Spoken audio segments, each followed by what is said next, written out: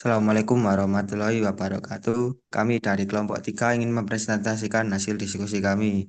Perkenalkan, nama saya Askara Sanjani, NPM 0042, Siti Nurjanah, NPM 0052, Ninda Maharani, NPM 0054, Arinda, NPM 0061, Bimo Aji Nugroho, NPM 0068.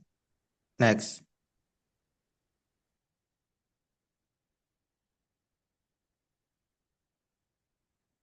Yang pertama adalah pengendalian persediaan. Persediaan yaitu menghitung persediaan secara fisik setelah jumlah persediaan tersedia dihitung. Biaya perolehan persediaan dimasukkan ke dalam laporan keuangan. Ini yang dimaksud adalah persediaan adalah barang yang dimiliki perusahaan untuk dijual atau digunakan dalam proses produksi. Untuk menyajikan data persediaan secara akurat, perusahaan harus menghitung secara fisik jumlah barang yang tersedia, lalu mencatat biaya perolehan dalam laporan keuangan. Lalu, terdapat dua tujuan utama dari pengendalian atas persediaan. Yang pertama adalah melindungi persediaan dari kerusakan atau pencurian. Dengan mengimplementasikan sistem pengendalian persediaan yang efektif, perusahaan dapat mengurangi risiko kerusakan atau pencurian persediaan, sehingga dapat menghemat biaya dan meningkatkan efisiensi. Yang kedua adalah melaporkannya dengan benar dalam laporan keuangan. Pengendalian persediaan juga bertujuan untuk memastikan bahwa persediaan dilaporkan dengan benar dalam laporan keuangan, sehingga dapat memberikan gambaran yang akurat tentang posisi keuangan perusahaan. Selanjutnya adalah asumsi arus biaya. Asumsi arus biaya biasanya digunakan untuk menentukan biaya persediaan yang dikeluarkan dan nilai persediaan akhir dalam laporan keuangan. Terdapat tiga metode. Yang pertama adalah arus biaya dimulai dengan urutan terjadinya biaya, yang biasa kita sebut dengan FIFO atau first in, first out. First in, first out adalah arus biaya dimulai dengan urutan terjadinya biaya, yaitu biaya yang paling awal dikeluarkan terlebih dahulu. Yang kedua, terdapat arus biaya dimulai dengan urutan berkebalikan dengan terjadinya biaya atau biasa disebut dengan LIFO atau last in, first out. Yang berarti arus biaya dimulai dengan urutan berkebalikan dengan terjadinya biaya, yaitu biaya yang paling akhir dikeluarkan terlebih dahulu. Yang ketiga adalah arus biaya merupakan rata-rata seluruh biaya. Ini adalah rata-rata arus biaya merupakan rata-rata seluruh biaya, yaitu biaya total dibagi dengan jumlah unit persediaan. Dengan memahami arus biaya, perusahaan dapat membuat keputusan yang tepat dalam mengelola persediaan dan menyajikan laporan keuangan yang akurat. Selanjutnya akan dilanjutkan oleh rekan saya.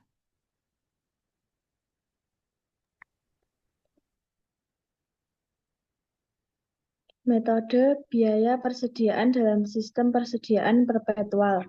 Dalam sistem persediaan perpetual seperti yang telah kita bahas, seluruh kenaikan dan penurunan dalam persediaan dicatat dengan cara sama dengan pencatatan kenaikan dan penurunan dalam kas. Akun persediaan pada awal periode akuntansi menunjukkan persediaan tersedia pada tanggal tersebut. Pembelian dicatat dengan mendebit persediaan dan mengkredit kas atau utang usaha. Pada tanggal terjadinya penjualan, harga pokok penjualan dicatat dengan mendebit harga pokok penjualan dan mengkredit persediaan. Yang pertama ada metode FIFO. Metode ini disebut metode FIFO atau metode masuk pertama keluar pertama. Digunakan ketika persediaan akhir berasal dari biaya paling baru yaitu barang-barang yang dibeli paling akhir. Saat metode FIFO dari biaya persediaan digunakan, biaya dimasukkan dalam beban pokok penjualan dengan urutan yang sama saat biaya tersebut terjadi, sehingga HPP dicatat setiap kali penjualan terjadi menggunakan harga dari unit yang pertama kali masuk atau paling lama di gudang. Yang kedua yaitu metode masuk terakhir keluar pertama atau disebut dengan metode LIFO. digunakan ketika persediaan akhir berasal dari biaya paling awal, yaitu barang-barang yang dibeli pertama kali saat metode LIFO digunakan dalam sistem persediaan perpetual. Biaya unit yang terjual merupakan biaya dari pembelian yang terakhir, sehingga HPP dicatat setiap kali terjadi penjualan dengan menggunakan harga dari unit terakhir yang masuk saat itu. Yang terakhir ada metode biaya rata-rata tertimbang. Biaya rata-rata tertimbang digunakan ketika biaya unit persediaan merupakan rata-rata tertimbang biaya pembelian. Biaya pembelian dikalikan dengan jumlah barang yang dibeli, sehingga disebut dengan rata-rata tertimbang. Saat metode ini digunakan dalam sistem persediaan perpetual, biaya unit rata-rata tertimbang dihitung setiap ada pembelian yang dilakukan, sehingga HPP dihitung berdasarkan harga rata-rata setelah pembelian terakhir. Next.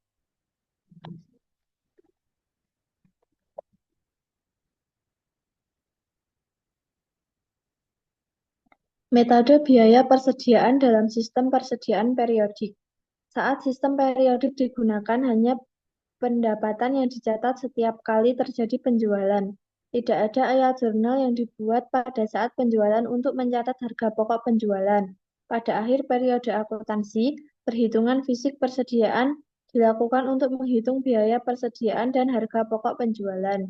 Seperti sistem persediaan perpetual, asumsi arus biaya harus dibuat ketika unit yang diidentik diperoleh dengan biaya per unit yang berbeda dalam periode tertentu. Dalam kasus seperti ini, metode FIFO, LIFO, atau biaya rata-rata digunakan. Yang pertama yaitu ada metode FIFO. Metode masuk pertama, keluar pertama atau FIFO diasumsikan bahwa barang yang pertama kali dibeli adalah barang yang pertama kali dijual. Dalam sistem periodik, biaya persediaan akhir dihitung berdasarkan harga barang yang dibeli terakhir, sedangkan harga pokok penjualan dihitung dari barang yang dibeli terlebih dahulu. Yang kedua ada metode LIFO, atau metode masuk terakhir keluar pertama. Diasumsikan bahwa barang yang terakhir dibeli adalah barang yang pertama kali dijual. Dalam sistem periodik, harga pokok penjualan dihitung berdasarkan biaya barang yang dibeli terakhir, dan persediaan akhir dihitung dari pembelian paling awal. Yang terakhir ada biaya rata-rata tertimbang. Dalam sistem periodik, menghitung biaya rata-rata dari seluruh barang yang tersedia untuk dijual selama periode. Rumusnya yaitu biaya rata-rata sama dengan total biaya pembelian dibagi total unit yang tersedia. Biaya rata-rata ini digunakan untuk menghitung baik harga pokok penjualan maupun persediaan akhir pada akhir periode. Next.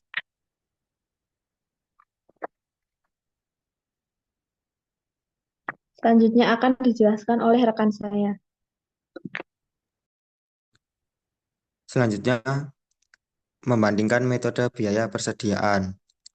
Yang pertama, FIFO. Pada saat bertingkat harga, FIFO menghasilkan laba kotor dan laba bersih lebih tinggi daripada metode LIFO. Tetapi dalam periode di mana biaya naik secara cepat, persediaan yang terjual harus diganti dengan biaya yang semakin tinggi. Dalam keadaan seperti ini, laba kotor dan laba bersih FIFO yang lebih besar disebut laba persediaan. Yang kedua, LIFO. Selama persediaan kenaikan harga-harga, LIFO menyediakan lebih banyak biaya-biaya dari pembelian persediaan paling akhir dengan penjualan.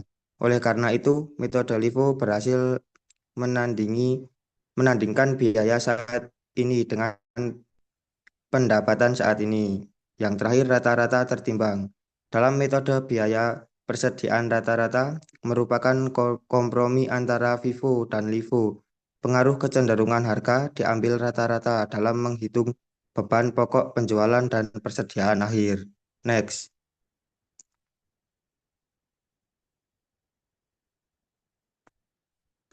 Selanjutnya akan dijelaskan teman saya.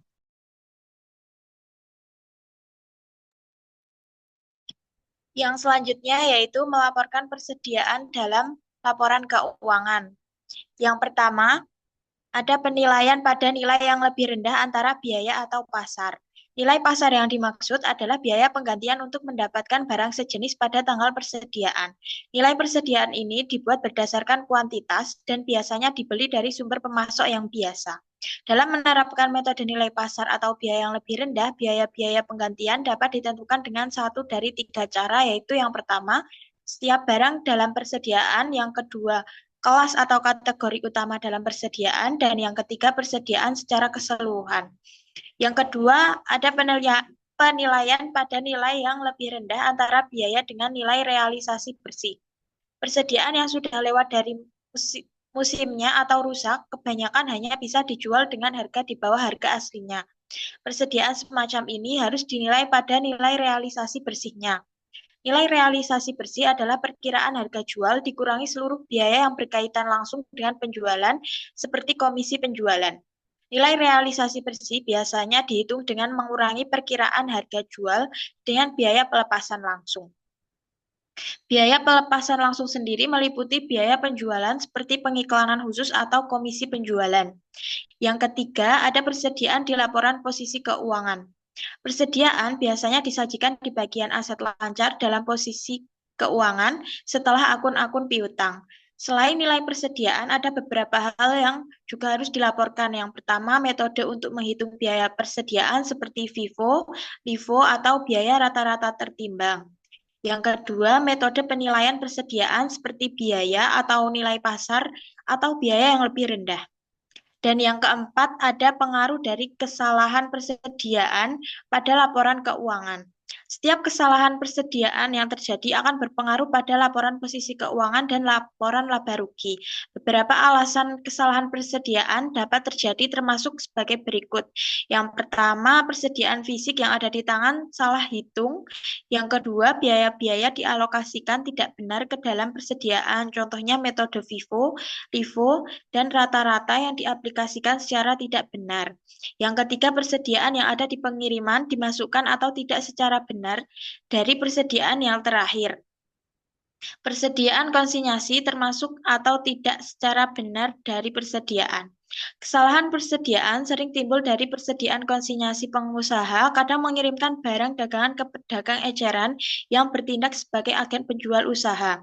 Pengusaha yang disebut pengirim mempertahankan kepemilikan barang sampai terjual. Barang dagangan yang dijual pada akhir tahun adalah bagian dari persediaan pengusaha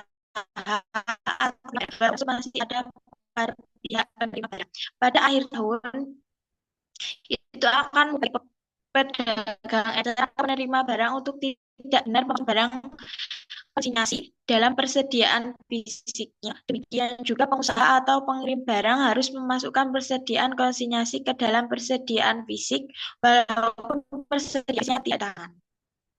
Selanjutnya akan dijelaskan saya.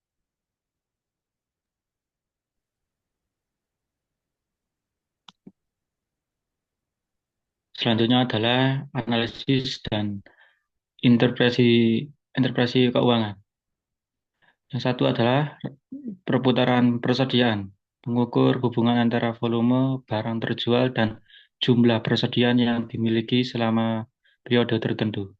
Rasio ini dihitung dengan perputaran persediaan, beban pokok penjualan ditambah persediaan rata-rata.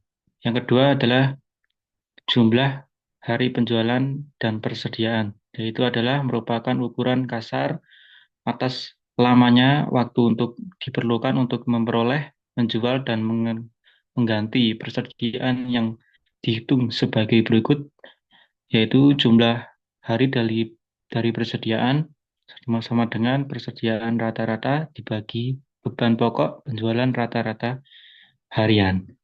Next. Selanjutnya adalah memperkiraan biaya persediaan. Yang pertama adalah metode retail. Metode persediaan retail adalah mengharuskan biaya dan harga retail dipertahankan untuk persediaan yang tersedia untuk dijual. Rasio biaya terhadap harga retail kemudian digunakan untuk mengubah persediaan air dengan harga retail di perkiraan biaya tersedia air. Yang kedua adalah metode laba kotor.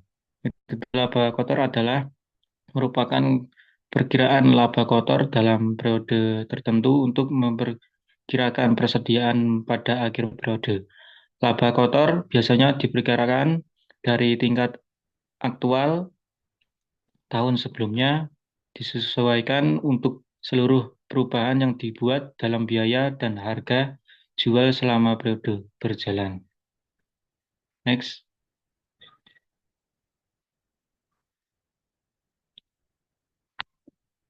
Sekian presentasi hari ini. Bila ada salah kata, mohon dimaafkan. Assalamualaikum warahmatullahi wabarakatuh. Waalaikumsalam warahmatullahi wabarakatuh.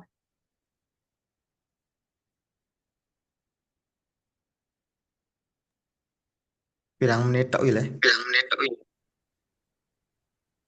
Iki otomatis kesimpen ra to nek nge-record ngene.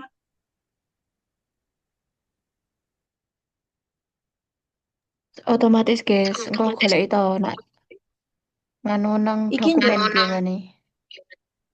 njuk tak diek apa kepiye?